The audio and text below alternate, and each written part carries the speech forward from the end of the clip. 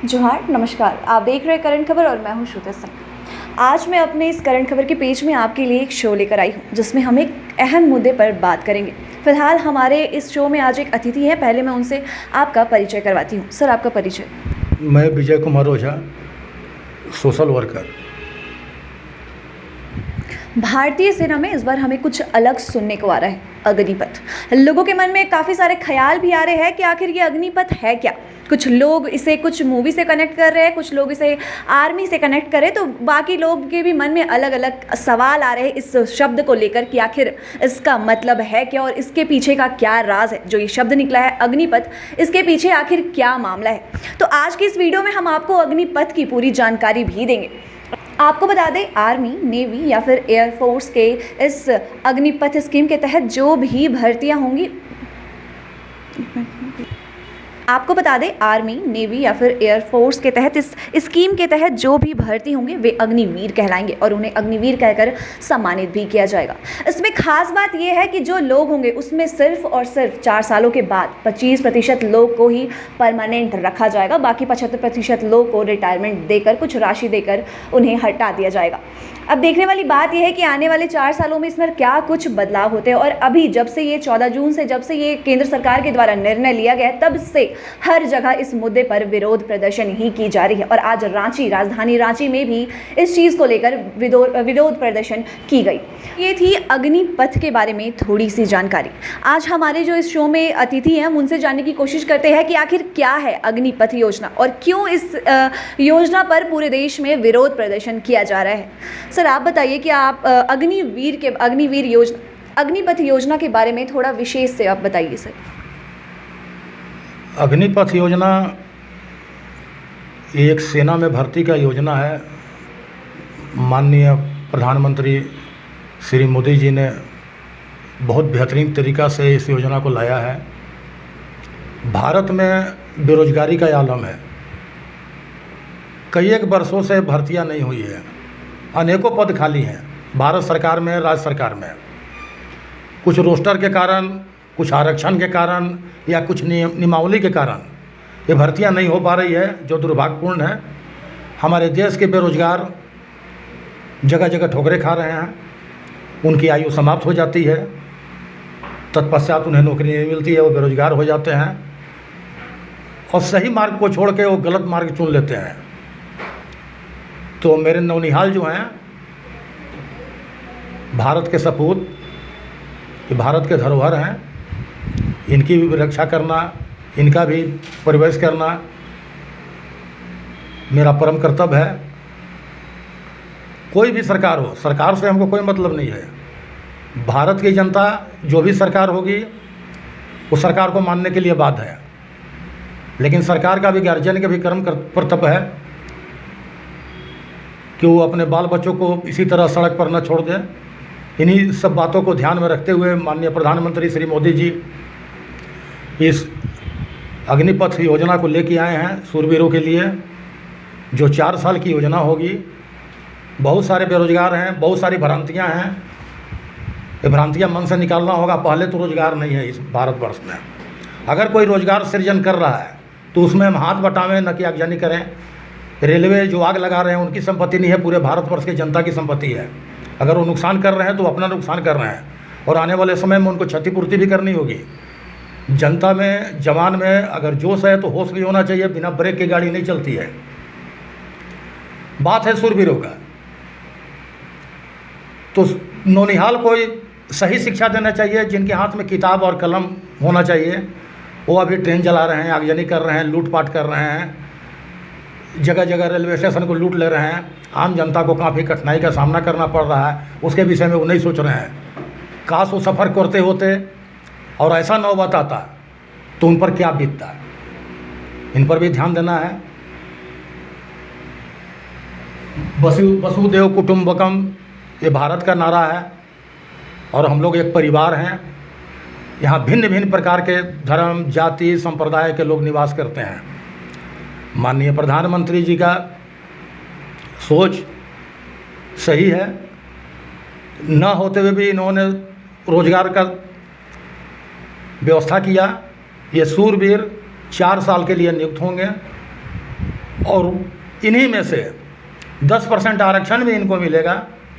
CRPF और Assam rifle में जाने के लिए 5 साल की छूट भी रहेगी।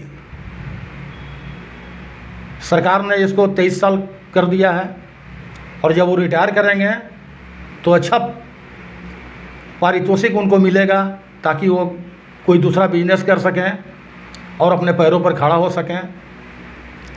भारत के नागरिकों से और ख़ास करके जो उपद्रव कर रहे हैं उन लोगों से और भारत के क्षेत्रीय पार्टी और राष्ट्रीय पार्टी से मेरा ये निवेदन होगा कि आप लोग किसी तरह अपील करें और शहर को, भारत को जलने से बचाएं। ये आपकी संपत्ति है, राष्ट्र की संपत्ति है। अगर राष्ट्र की क्षति होगी तो आपकी क्षति होगी, क्योंकि हमारे ही टैक्स से ये सारा कार्य होता है। सर तो ये जो स्कीम निकला है अग्निपथ योजना, इसको आप किस वे में ले रहे हैं? आप नेगेटिव चीज़ में ले रहे हैं या फिर पॉजिटिव वे में ले रहे हैं? नहीं, इसको तो मैं बिल्कुल पॉजिटिव ले रहा हूँ। एक सकारात्मक सोच है। सर अगर ये सकारात्मक सोच है, फिर किन बातों से विरोध हो रहा है? ये तो हमको लगता है कि बेरोजगारी का आलम है, किसी व्यक्तियों के पास कार्य नहीं है, कहीं भी एक आह्वान में लोग कहीं भी जाने को तैयार हो जाते हैं बिना सोचे समझे, जबकि उनको सोचना समझना चाहिए कि हम क्या कर रहे हैं, आगे ये जो कर रहे हैं इसका परिणाम क्या होगा। तो दूरगामी परिणाम के लिए को सोच कर ही किसी कदम को रखें। हमारे युवा से यही मेरा निवेदन है। बेरोजगारी से लोग परेशान हैं, इसलिए लोग आर्मी में भर्ती भी होना चाह रहे हैं, लेकिन लोगों का ये कहना है कि जब हमें सरकारी नौकरी प्रोवाइड करवाई जाएगी, फिर 4 सालों के बाद वो प्राइवेट करवा दी जाएगी। इवन लोग, आज युवा ये भी नहीं जानते हैं 4 साल के बाद उनके पास नौकरी रहेगी भी या नहीं रहेगी। तो ये कैसी रोज़गारी, मतलब बेरोज़गारी पर तो ये कहीं ना कहीं एक छुरा ही लटक रहा है ना, क्योंकि उन्हें तो गवर्नमेंट मिल नहीं रहा है। 4 साल के बाद भी उनके गर्दन पर तलवार ही लटकते रहेगा। नहीं, ऐसा नहीं है कि वो बेरोजगार हो जाएंगे। उनको एक अच्छा सम्मानजनक भत्ता दे के, उसको रिटायर नहीं कहेंगे, वो दूसरे जॉब में जा सकते हैं। उनको एक कुशल ट्रेनिंग दिया जाएगा, क्योंकि रोज़गार तो है नहीं भारत में और किसी से रोज़गार का सृजन करना है। तो इन्हीं सब बातों को सोचकर आदरणीय माननीय प्रधानमंत्री जी इस कदमों को उठाए हैं और बहुत ही सराहनीय कदम है। एक बार देखना चाहिए बिना सोचे समझे, यह नहीं कि सिर्फ हम विरोध करें। अभी तो योजना धरातल पर आया नहीं है, पहले धरातल पर आ जाए, फिर इसका परिणाम क्या होता है, उसके बाद विरोध हो तो अच्छा लगेगा। सर, जिस तरह से केंद्र सरकार ने ये योजना निकाली, उसके बाद दिन पर दिन हमें विद्यार्थियों की तरफ से सिर्फ और सिर्फ विरोध प्रदर्शन ही देखने को मिल रहे हैं। तो क्या लगता है इसमें कहीं राजनीतिक दल का हाथ है या फिर नहीं? मुझे तो इसमें षड्यंत्र की बू आ रही है। कहें कि पढ़ने लिखने वाले जो छात्र हैं वो तो बिल्कुल नहीं जाएंगे कहीं भी धरना प्रदर्शन आगजनी, न उनके घर वाले भेजेंगे। कहीं न कहीं वो बहकावे में आ गए हैं, कहीं न कहीं से उनको बैक सपोर्ट मिल रहा है और वो बहक गए हैं। लेकिन आशा है, पूर्ण विश्वास है कि बहुत जल्द वो समझ जाएंगे और भारत शांत हो जाएगा और वो अपने अपने कामों में लग जाएंगे।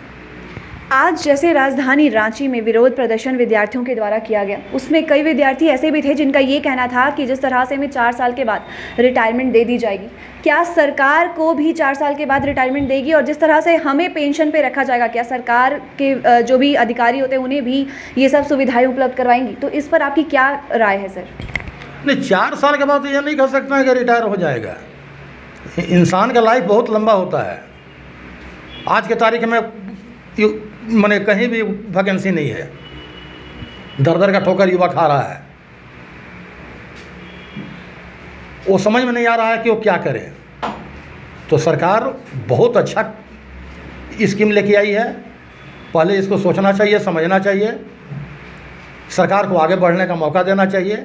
और कहीं फिर खामियां और त्रुटियां हो तो सारी जितनी भी राजनीतिक पार्टियां हैं उससे मेरी अपील है कि वो बैठकर या माननीय प्रधानमंत्री जी से मिलकर या इस कमेटी से मिलकर जो योजना को बनाई है, इसमें क्या संशोधन चाहती है वो पटल पर रखे, न कि वो आगजनी करे, विरोध प्रदर्शन करे और राष्ट्र को क्षति पहुंचावे।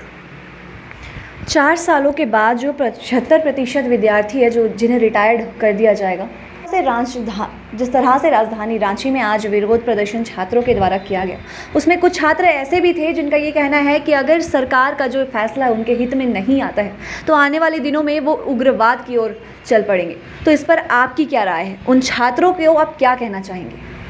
मैं तो अपील करूंगा कि ये कदम बिल्कुल ही गलत है।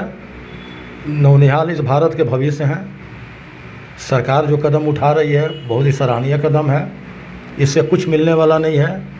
आप जिस मार्ग को चुन रहे हैं आने वाले पीढ़ी को भी आप कष्ट देंगे। मैं चाहूँगा कि आप पुनः विचार करें और भारत सरकार जिस कार्यक्रम को लेकर आई है उसमें अपना सहयोग प्रदान करें तो अच्छा होगा। सर, जिस तरह से विरोध प्रदर्शन हमें देखने को मिल रहा है, छात्रों में गुस्सा, हमें एग्रेसिव चीज़ देखने को मिल रहा है, छात्रों की जो भी टिप्पणी आ रही है उसमें भी हम छात्रों की जो अग्रेसिवनेस है उसको देख पा रहे हैं। तो कहीं ना कहीं ये चीज़ ये दर्शा रहा है कि छात्रों के ऊपर सरकार का जो ये निर्णय है वो थोपा जा रहा है, क्योंकि उनका जो मर्जी है वो इसमें नहीं हो पा रहा है। तो इस पर आपकी क्या राय है सर? मेरा कहना है कि भारत में बेरोजगारी का आलम है। ऐसा नहीं है कि ये जो बहालियाँ हो रही है इससे बेरोजगार संतुष्ट हो जाएंगे और सभी को रोज़गार मिल जाएगा और सभी सरकारी नौकरी में नियुक्त हो जाएंगे। लेकिन मेरा ये मानना है कि सरकार अगर ये पहला कदम उठाई है तो सराहनीय है। छात्रों से मेरा निवेदन है कि उस सरकार का सहयोग करें और आगे आगे देखें होता है क्या। इसी में उनका भविष्य है। अब जो मुट्ठी भर युवा प्रदर्शन कर रहे हैं इससे तो ऐसा नहीं है कि नियुक्तियां और रिक्तियां ख़त्म हो जाएगी और बहालियां नहीं होगी। तो हम चाहेंगे जो भटके हुए व्यक्ति हैं जिनको गुमराह किया जा रहा है किसी भी कारण से, चाहे दूसरे की बातों को सुनकर किसी षड्यंत्र के तहत, तो नौनिहालों से मेरा निवेदन है कि अपने उज्जवल भविष्य को देखते हुए अपने मार्ग को बदलें और देश की रक्षा सर्वोपरि है इसके विषय में सोचें। मैं छात्रों से निवेदन करूंगा, यहाँ के नौनिहालों से जिनका सुनहरा भविष्य है वो अपने मार्ग को बदलकर इस भर्ती का स्वागत करें। ये भर्ती स्वागत योग्य है। आप अपने अतीत में जाके अपने पूर्वजों को देखें। अंग्रेज से जब लड़ाई हुई थी भारत को स्वतंत्र करने के लिए तो हमारे सूरवीरों को क्या मिलता था? उन्होंने बलिदानियाँ अनेकों बलिदान दिए, अनेकों माँ के कोख उजड़े, कितने का सुहाग उजड़ा, क्या मिला उन्हें? वो कहाँ पर पारितोषिक मांगने गए, किससे वेतन मांगने गए? और आज आज़ाद करके आपको भारत को सौंप के चले गए। उन वीरों को याद करना चाहिए, उस मातृभूमि को याद करना चाहिए, तभी हमारा भविष्य उज्ज्वल है, हमारी भारत की तरक्की है। मैं फिर से अपील करना चाहूँगा कि किसी भी तरह से अगर वो भटक गए हैं अपने मार्ग से तो पुनः अपने मार्ग पर आवें और सरकार का साथ दें। तो देखा आपने अग्निपथ योजना की दोनों पहलू, नेगेटिव हो या फिर पॉजिटिव हो, हमने दोनों पहलू आज आपके सामने रखा। अब देखने वाली बात है कि आने वाले दिनों पर इस योजना पर क्या कुछ निर्णय लिए जाती है या फिर क्या कुछ छात्रों के द्वारा इस पर धरना प्रदर्शन की जाती है। ऐसी तमाम जानकारी हम आपके लिए लेकर आते रहेंगे। तब तक के लिए बने रहे हमारे साथ करंट खबर में। धन्यवाद।